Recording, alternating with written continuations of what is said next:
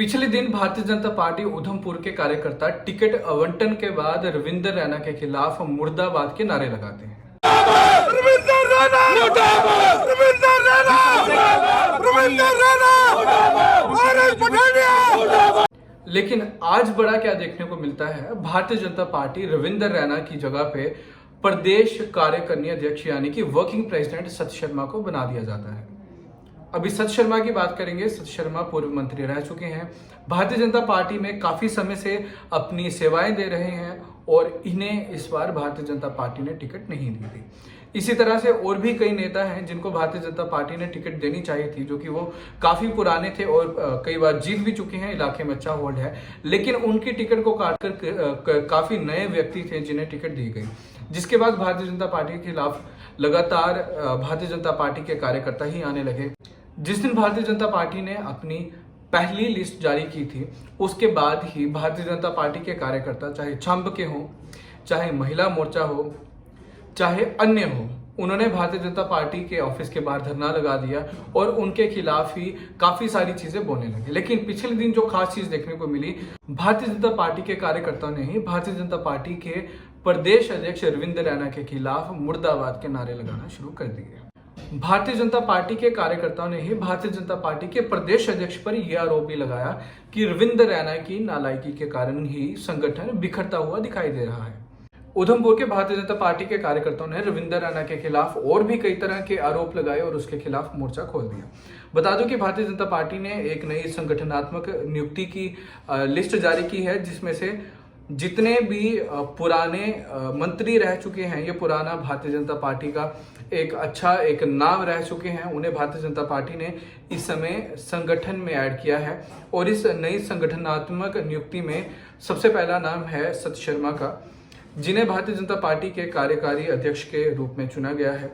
इसी के साथ में बात करेंगे, डॉक्टर निर्मल सिंह को प्रदेश चुनाव प्रचारक समिति का अध्यक्ष बना दिया गया है और उसी के साथ में चौधरी सुखनंदन को, जो पूर्व मंत्री भी रह चुके हैं, जिनकी सीट के लिए काफी एक सस्पेंस भी बना हुआ था कि उन्हें मिलेगी या विक्रम रंधावा को मिलेगी। पिछले दिन विक्रम रंधावा को सीट मिली और आज का दिन कि कहीं भारतीय जनता पार्टी में और विरोध देखने को ना मिल जाए, तो हो सकता है शायद सुखनंदन चौधरी को प्रदेश चुनाव प्रचार समिति का उपाध्यक्ष बना दिया है।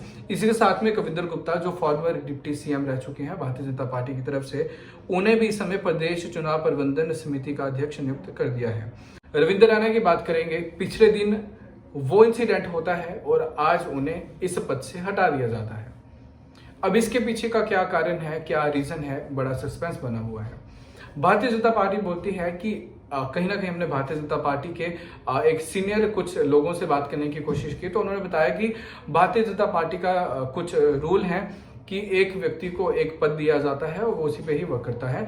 तो इस समय रविंद्र रैना एमएलए के कैंडिडेट हैं, इसीलिए चुनाव की तैयारियां करने के लिए उन्हें साइड पे किया गया है और उनकी जिम्मेवारी सत शर्मा को दी गई है। लेकिन विचारणीय ये है कि अगर चुनाव की तैयारियां करवानी ही थी तो कई दिनों पहले रविंद्र रैना की टिकट को अनाउंस कर दिया गया था। तो पिछले दिन के प्रदर्शन के बाद आज ही क्यों उन्हें इस पद से हटाकर उनकी जगह पे प्रदेश कार्यकारिणी अध्यक्ष नए बनाए गए, यानी कि सत शर्मा को एज ए वर्किंग प्रेसिडेंट चुना गया। बहुत सारे सवाल हैं। हम नौशहरा की बात करेंगे। नौशहरा में हमें खास ये देखने को मिला, हमने पिछले 6 दिन लगभग हमने नौशहरा में बिताए हैं, ग्राउंड रिपोर्टिंग की है और वहाँ के लोगों से हमने जानने की कोशिश की है कि इस बार चुनाव का क्या माहौल है। 2014 की बात करेंगे, स्थितियाँ कुछ और थी, लेकिन 2024 में वहाँ की परिस्थितियाँ कुछ अलग दिखाई दे रही हैं, हवा कहीं और है। 2014 की बात करेंगे। 2014 में एक ड्रामा क्रिएट किया गया था जिसमें रविंद्र रैना ने कहा था कि उन्हें सुरिंदर चौधरी ने मारा है। वे एडमिट हो जाते हैं, जिसके बाद उन्हें काफ़ी बड़ी संख्या में नेशनल मीडिया कवर करता है, लोगों के मन में सिंपैथी आती है। रविंद्र रैना जीत भी जाते हैं, वहाँ के एमएलए भी बनते हैं, जिसके बाद वो टेन्योर खत्म होने के बाद उन्हें जम्मू कश्मीर प्रदेश अध्यक्ष भी बनाया जाता है। लेकिन इस बार देखने को क्या मिल रहा है, हवा का रुख थोड़ा सा कहीं और जा रहा है। हमने लोगों से बात करने की कोशिश की, हमने ग्राउंड रियलिटी में देखा कि कई भारतीय जनता पार्टी के कार्यकर्ता, स्पेशली जो रविंद्र रैना के काफी करीबी थे, उन्होंने रविंद्र रैना का हाथ छोड़कर सुरिंदर चौधरी का हाथ थाम लिया है। एक बड़ा नाम था विकास शर्मा, और भी उसकी तरह कई बड़े नाम थे जिन्होंने एनसी ज्वाइन की है। विकास शर्मा की बात करेंगे। विकास शर्मा ने 2014 का पूरा इंसिडेंट एक्सप्लेन किया है। विकास शर्मा ने बताया था कि 2014 में जो गाड़ियां टूटी थी उनमें से एक गाड़ी मेरी भी थी। इन्होंने खुद से अपनी गाड़ियां तोड़ी, खुद से ड्रामा क्रिएट किया और 2014 में हॉस्पिटलाइज हो गए।